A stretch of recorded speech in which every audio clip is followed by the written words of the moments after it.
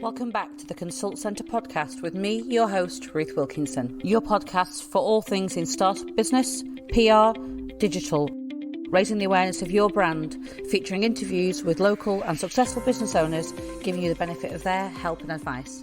Enjoy the show. So hello and welcome to another edition of the Consult Centre podcast, where we're talking to local business owners about their business and their experiences through COVID and the like. So I'm joined by Tiffany. How are you?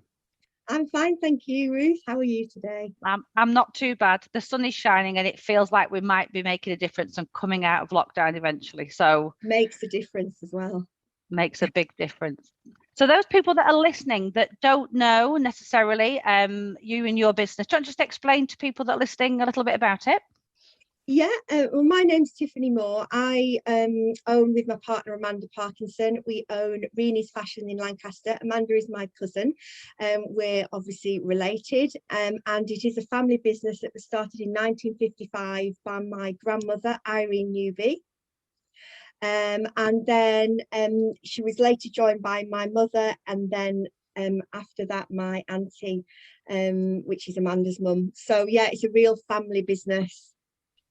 People don't know that, you know, that are because I mean, Renes is definitely a bit of a household name in Lancaster and the surrounding area in terms of that go-to place to go. But I wonder how many people know that it's a family business with that amount of history to it. Yeah, over 65 years. Yeah, that's amazing. Because I remember Renes originally in its old position before things were obviously changed around. I remember going into Renes back before you moved to where you are now. So people that might not know whereabouts the shop is now, whereabouts is it?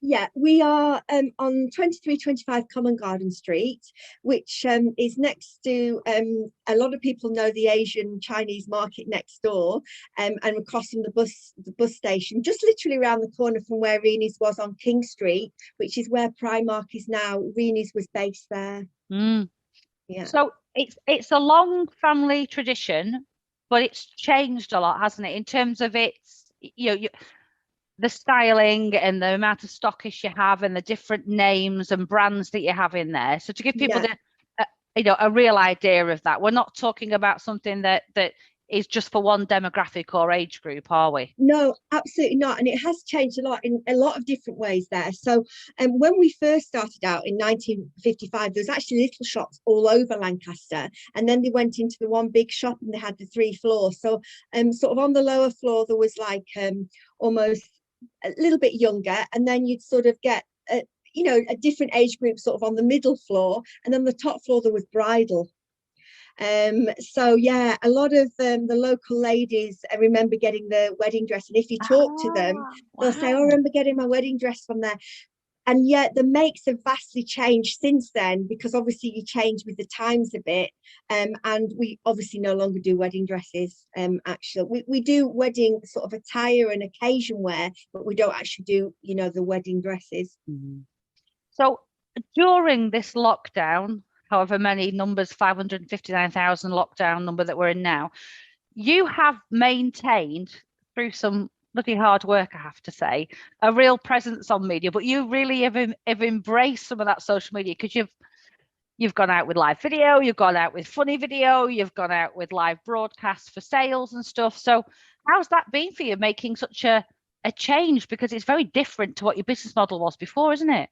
It's absolutely unbelievable, really. The first lockdown we changed a little bit. We went online, so that was our first big step. That took a couple of months to do that, to actually get online fully. We did have like an online presence actually, but you couldn't actually buy anything on the, you could see what we had, but you couldn't buy. So we've turned it into an e-commerce site. That was a big change around, and that was the first 2 months. And then we started doing the live almost the live videos on Facebook, and more recently on Instagram too, so because we wanted to sort of hit another demographic, and TikTok Tuesdays. One of our TikToks has hit 3.3 million views. and it's carry on going, so it's quite unbelievable. And that was the Zoom meeting TikTok. But yeah, and we continue do Supercell Sundays, we did two TikTok Tuesdays, and we just keep that presence and just keep things pushing out, so everybody sort of knows that even though we're shut, we're still there, and obviously opening online as giving us good advantage too. So you've remained very much open for business throughout it, but as you say, it's taken an awful lot of time and effort from your point of view, because you've had to really, like you say, at one point you wouldn't necessarily have been broadcasting yourself on social media, but you've really embraced it. You've had an absolute ball with it, from what I can tell. Yeah, it is good fun, but it's hard work. We've been working some weeks 7 days a week, and you'd think we're shut. We're actually closed, and we're still working 7 days a week. But we have deliveries for this spring summer coming in, and we change the windows weekly, and we organize all the social media in the shop so that it can get out to all our customers and all our followers. So it is like a full-time job in itself. Absolutely. So when you walk into Renes now, it's like you say, there was the old world of Renes. This is a very minimal, beautiful looking retail space with its beautiful wooden floors and spacious racks and things. So in terms of when you're getting ready to go back now, ready for reopening, what's that going to look like? Because you've got this online presence now, but you've got that beautiful shop premises as well. So what are your plans for going forward?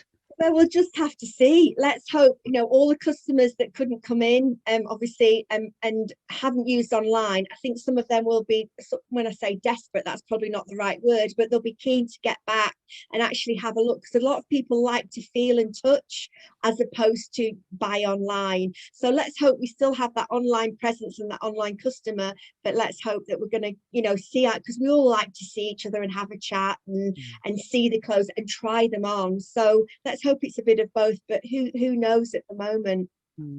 As we were talking before we went live on the podcast, and you rightly said it's almost like starting a new business, because it's that unknown part that if it was, well, I've closed the shop and I've opened the shop, that's we know the formula, but because you've done that hard work and that success online, you're almost going to have to manage both of those things as you come back, aren't you? Exactly, yeah. The model and sort of how we operate is going to be so different, because obviously we've got to keep that social media going, and we can't sort of start dancing to a TikTok when there's customers in the shop. So it's managing that time and managing how we do things. I think we're just going to have to play it by ear, as they say, and just see how it actually pans out when we do open. So you also did, if I'm not mistaken, you also have been helping like local charities, or you do some fundraisers, don't you, as well? Can you tell us a little bit about that? Yeah, I do a lot for St John's Hospice. I'm actually on the retail board for St John's Hospice too, but it's obviously means something to me because my mother passed away, and she was looked after by St John's Hospice, which was amazing, and you feel indebted to them for that. So yeah, we do anything we can. We did Dress Up Friday, so we had customers and our followers sending pictures, and every picture we gave £10 to. So we had Dress Up Friday, and then in the first lockdown, they were doing like a 26.2 challenge or a 2.62 challenge, and I got involved in that and ran 2.62 miles for 26 days, and I raised about 2,500 there. Wow. But we do when we can, we do fashion shows and things like that for the hospice. We also do the Alzheimer's Day, Cupcake Day, and all those kind of things too, but we're trying to always open to get involved with local charities and help them where we can. And you've done that as well, even during lockdown. So even when because it's a commitment keeping your own business going during lockdown, but then you've still taken all that time out to help all those charities as well. You must be very proud of that. Yeah, thank you, Ruth. Yeah, no, you just want to give something back, don't you? Because they all need us right now. It's sort of desperate, isn't it, for them? How can they raise the funds? Yeah, a lot of their traditional ways of raising money have just had to stop, haven't they? And it's been catastrophic for a lot of them. Absolutely. So we're thinking about, how long have you been in Renes now then? So as that's been handed down, how long have you been in there serving your clients? Well, I've been back. My career was in London, so I've been back from London, and I've been in the shop probably about 7 years now. So yeah, I think in that time, done a vast amount for increasing our social, social media awareness, really. In the And in shop. terms of some of the brands, so people might not be familiar, so Yeah. I mean, the great thing about Renes window is if you ever go past at night time, it is always one of the best dressed windows that there are. But people might not necessarily know the stock is the brands that you stock. So for people that are listening that might not know that, Yeah. what kind of brands could people get from you there? We have a vast array of brands, so we really do, and when we say it, we mean it. We have something for everybody. So we'll start with the brands like sort of the younger demographic, for instance, French Connection, Ilse Jacobson. We do Emporio Armani, and we've recently brought on a new sort of casual I mean, in lockdown, it's called loungewear. In out of lockdown, it's sort of casual wear. So whatever you want to call it. But we've taken on a new brand called Chalk and Black Colour. And so the nice casual, easy pieces that you can just throw on now, when now the spring's, well, and any time really. But sort of you buy within season, so it's a little bit different because normally we buy in advance.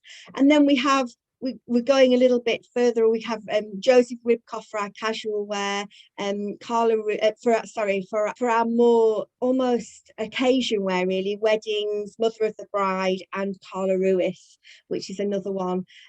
So we really do have something for everywhere, and we do Superga trainers as well.